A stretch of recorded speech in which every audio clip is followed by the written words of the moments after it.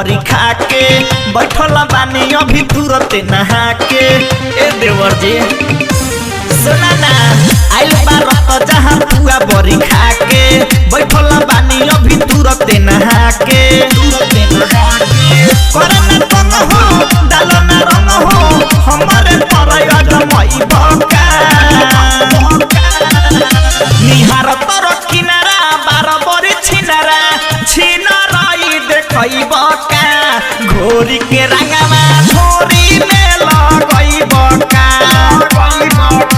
निहार तर किनारा बारबरी छिनारा छिनराई देखई बका घोरी के रंगवा घोरी में लगई बका।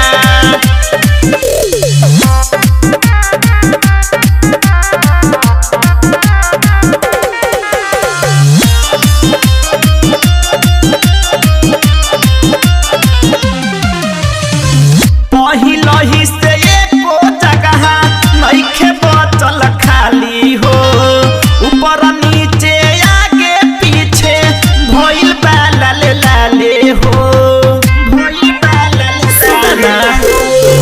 पहिले से एको जगह नइखे बचल खाली हो ऊपर नीचे आगे पीछे भइल बा लाले लाले हो।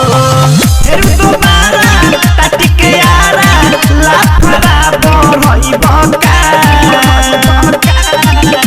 निहार तोर किनारा बारबरी छिनारा छिनराई देखई बका घोरी के रंगवा घोरी में लगई बका निहार तोर किनारा बारबरी छिनारा छिनराई देखई बका घोरी के रंगवा घोरी में लगई बका।